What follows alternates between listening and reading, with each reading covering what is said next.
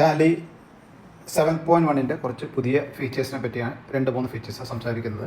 ആ മെനൂസ് തമ്മിലുള്ള ഗ്യാപ്പ് കുറച്ച് കൂട്ടിയിട്ടുണ്ട് പുതിയ വേർഷനിൽ. ഇപ്പോൾ ഒരു ലെഡ്ജർ ക്രിയേറ്റ് ചെയ്യുമ്പോൾ വേർഡ് റാപ്പിംഗ് ആണ് കാണിക്കുന്നത്. നമ്മൾ വലിയ പേര് അടിച്ചു കഴിഞ്ഞാൽ അത് ഓട്ടോമാറ്റിക്കലി അടുത്ത ലൈനിലേക്ക് ഓട്ടോമാറ്റിക്കലി വരുന്നുണ്ട്. അപ്പോൾ വലിയ പേരുള്ള ലെഡ്ജസും അതേപോലെ സ്റ്റോക്ക് ഐറ്റം ക്രിയേറ്റ് ചെയ്യുന്ന സമയത്തും നമുക്ക് ഉള്ള ഓപ്ഷൻ ഇത് വലിയ പേര് അടിച്ചു കൊടുക്കാം. അപ്പോൾ അതിനകത്ത് നമ്മൾ യൂണിറ്റ് ക്രിയേറ്റ് ചെയ്യുന്നു.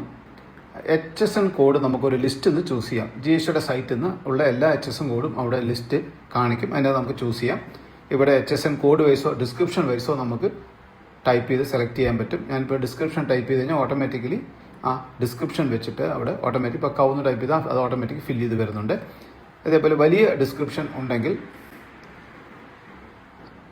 അത് ഓട്ടോമാറ്റിക്കലി 2 ലൈനിലേക്ക് റാപ്പ് ചെയ്ത് വരുന്നുണ്ട്. വേർഡ് റാപ്പിംഗ് ആണ് കാണിക്കുന്നത്. ഇതാണ് ടാലി 7.1 ഒരു മേജർ ഫീച്ചേഴ്സ്. അപ്പോൾ വലിയ പേരുകൾ ഐറ്റത്തിൻ്റെയോ ലെഡ്ജറിൻ്റെയോ പേരുകൾ വന്ന് ഒരിക്കലും കംപ്രസ് ചെയ്ത് കാണിക്കില്ല, ഭംഗിയായിട്ട് കാണിക്കും.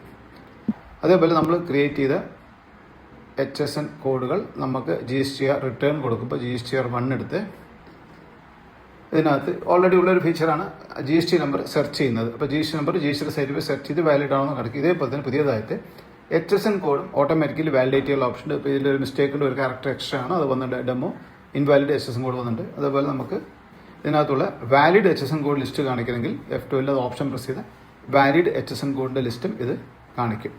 ഇതൊക്കെയാണ് മേജർ ഫീച്ചേഴ്സ്. കുറച്ചുകൂടി ഫീച്ചേഴ്സിൻ്റെ അടുത്ത വീഡിയോയിൽ അതിനെപ്പറ്റി ഞാൻ പറയുന്നതായിരിക്കും.